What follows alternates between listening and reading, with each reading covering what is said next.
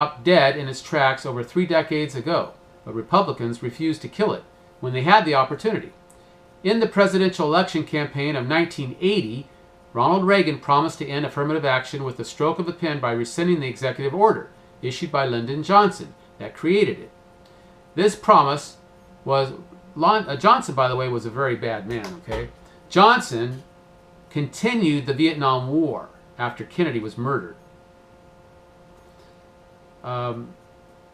Johnson was no friend of the church. He started in 1954 the 501c3 that we have today. Most churches are under that restriction, that agreement, if you will, that contract that gets the state involved in the local churches. And if you're a member of a local church that's a 501c3, you ought to get out. You ought to tell the pastor, look, you need to have a debate on this matter. You know, dissolve it. Get together with your attorney, your accountant, and dissolve this 501c3 or I'm out of here. All right? That's how serious it is, because you have compromised the gospel. The Apostle Paul would never be part of a local church that was a 501c3. Absolutely not.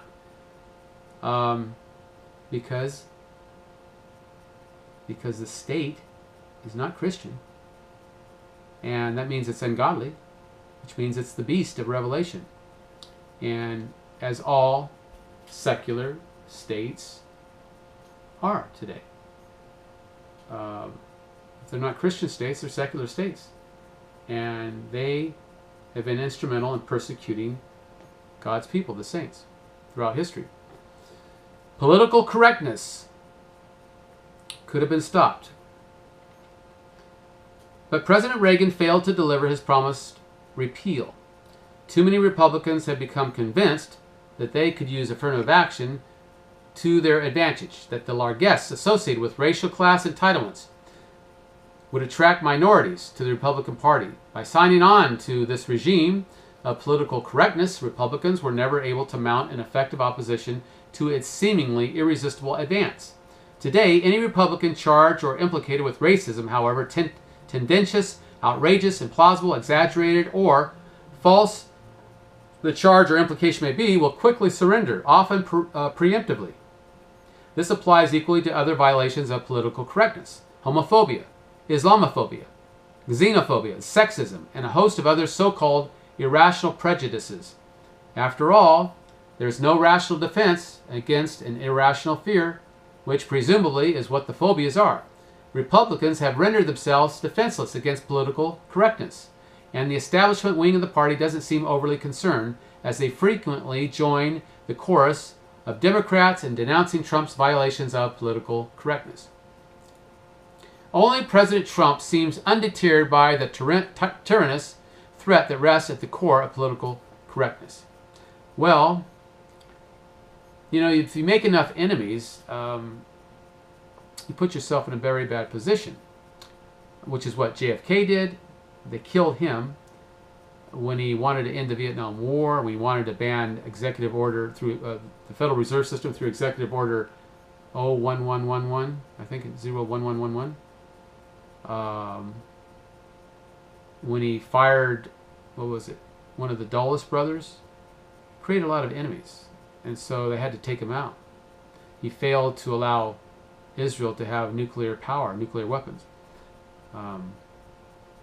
And Trump, you know, is walking a thin line. He doesn't want to be assassinated. So he has capitulated to the deep state in many areas, but he hasn't always given in to everything that they want. I didn't vote for the man, but, you know, I kind of agree with Doug Casey's recent article, or rather interview about Donald Trump. He's doing a good job in some respects, but in some respects he's not. But let's get back to the article here. In addition to the affirmative action executive order in 1965, there were other actions taken during the Great Society that were meant to transform America. The Civil Rights Act of 1964 was sound legislation, authorized by the 14th Amendment and designed to abolish racial discrimination in employment. But the administrative agencies, with the full cooperation of the courts, quickly transformed its laudable goals into mandates that required racial discrimination to achieve racial proportionality in hiring and promotion. The Voting Rights Act of 1965 similarly sought to ban racial discrimination in voting. It too was transmogrified into an act that required racial discrimination in order to achieve proportional results in elections. Proportional results were touted by a palpable fiction as the only reliable evidence of free and fair elections. The Immigration Act of 1965 was a kind of affirmative action plan to provide remedies for those races or ethnic groups that had been discriminated against in the past. Caucasian immigrants from European nations had been given preference in past years. Now it was time to diversify the immigrant population by changing the focus to third world nations, primarily nations in Latin America and Asia. The goal, as some scholars have slowly come to realize, was to diversify the demographic composition of the American population from majority white to majority of people of color. There was also some anticipation that those coming from these third world countries were more likely to need the ministrations of the welfare state and therefore more likely to be captured by the Democratic Party, the party promoting the welfare state, exactly as I said earlier, to raise the budget, to get us deeper into debt. After all, where's all this money going to come from? Well, our government has access to the printing press, you see. Through the Federal Reserve System and the Treasury, they can create unlimited amounts of money. And that, of course, is a very dangerous thing because that leads to inflation. That is inflation. Okay? The increase in the money supply is, by definition, inflation. But it leads to price inflation. Price increases, which is caused by the government, you see. But a lot of liberals and people that are ignorant of economics and business think it's caused by businesses that are greedy. They're just whimsically raising prices on us poor consumers. Well, guess what? Principal competition says that if one company is charging too high of a price, you simply go to the competition. And in a free market, you're going to go where you're best treated. So unless there's a conspiracy among all businesses to raise their prices, that's a nonsense argument. Continue this article. White middle-class Americans in the 1960s and 70s were often referred to as selfish because their principal interests were improving their own lives, educating their own children, and contributing to their own communities. They showed no inclination to support diversity and the kind of authentic commitment to the new openness that was being advocated by progressive liberalism. They stood as a constant roadblock to the administrative state, stubbornly resisting higher taxes, increased immigration, and expansion of the welfare state. Once they were no longer a majority, they would be powerless to resist.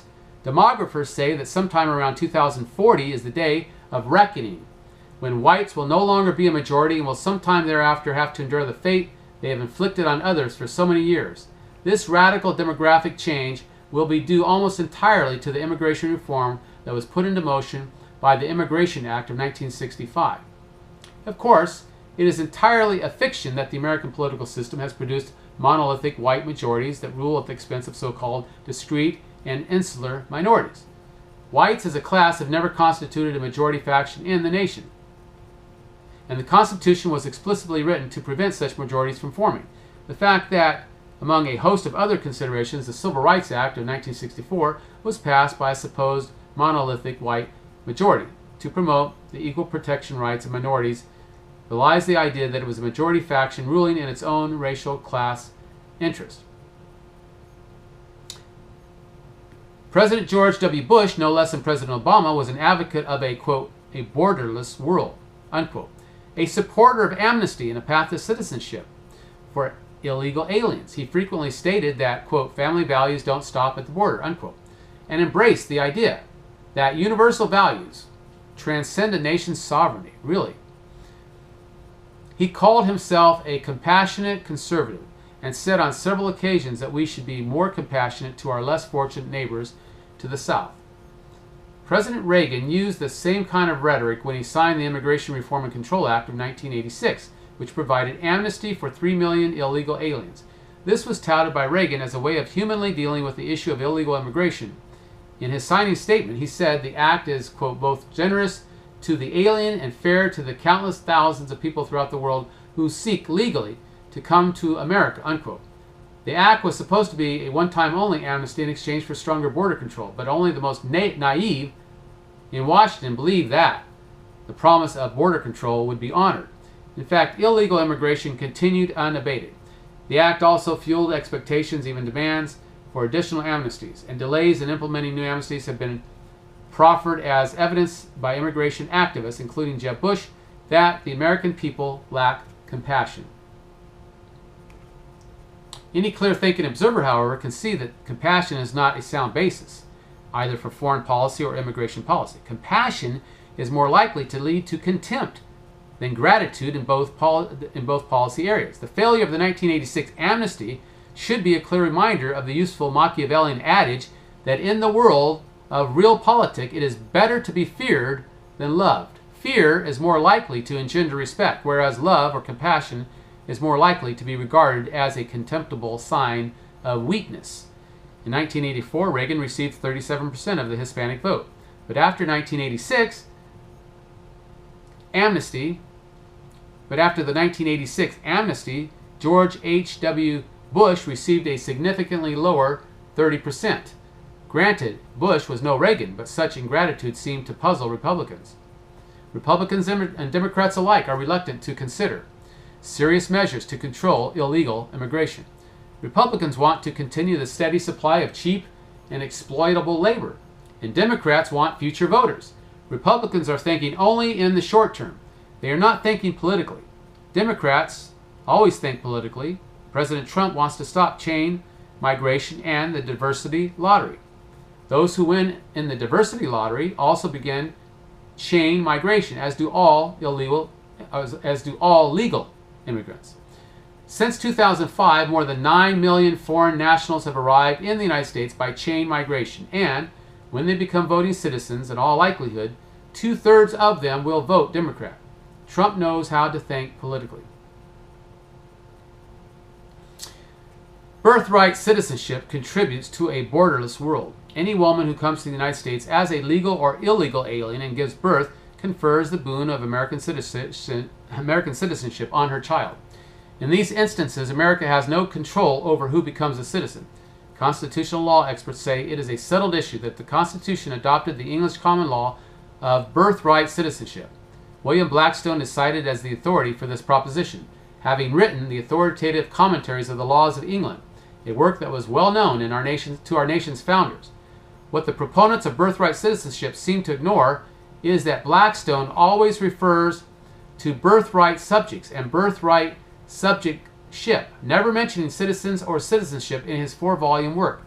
Under the common law, anyone born under the protection of the king owed perpetual allegiance to the king in return. Blackstone freely admitted that birthright subjectship was an inheritance from the feudal system, which defined the relations of master and servant. Under the English common law, there were no citizens, only subjects. The Declaration of Independence, however, proclaims that the American people are absolved from all allegiance to the British crown. Thus, it is clear that the American people rejected the common law as a basis for citizenship. What is substituted in place of perpetual allegiance to a king is the consent of the governed, with the clear implication that no individual can be ruled without his consent. Consent, not the accident of birth, is the basis for American citizenship.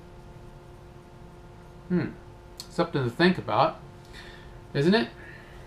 James Wilson, a signer of the Declaration of Independence and later a member of the Supreme Court, perfectly expressed the matter when he wrote, and I quote, "In America there are citizens, but no subjects," unquote. Is it plausible? Is it even remotely credible that the founders, after fighting a revolutionary war to reject the feudal relic of perpetual allegiance, would have adopted that same feudal relic as a ground of citizenship for the new American regime? The American people can, of course, consent to allow others to join the compact that created the American nation, but they have the sovereign right to specify the terms and conditions for granting entry and the qualifications for citizenship.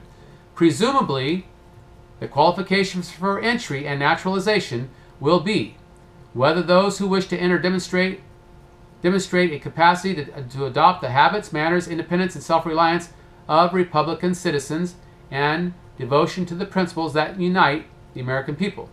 Furthermore, it would be unreasonable not to expect that potential immigrants should possess useful skills that will ensure that they will not become victims of the welfare state. Immigration policy should serve the interests of the American people and of the nation. They should not be viewed as acts of charity to the world. Putting America first is a rational goal.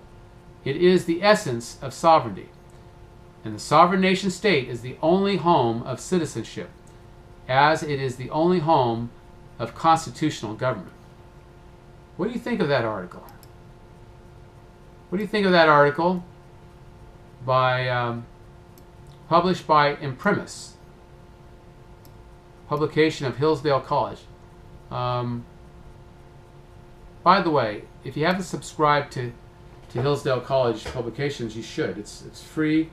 They're primarily conservative, and they got a great staff of teachers there. But I'm really impressed by this Edward Erier. Erier? Is that how you say it? Anyway, Professor Emeritus at the University of San Bernardino. University of California State San Bernardino. I think that's an excellent article. And hope you enjoyed this article, and give me a thumbs up if you like it. Only if you're a liberal and a progressive, a socialist, would you hate it. Because this is a very excellent article. From a Christian standpoint, from a conservative standpoint, from a libertarian standpoint, and I would think if you're a Republican, from a Republican standpoint, or even a conservative Democrat. All right, well, if you haven't subscribed to my channel, Brother Carlton, do so now. If you like it, give me a thumbs up. Until we meet again, may the Lord richly bless you.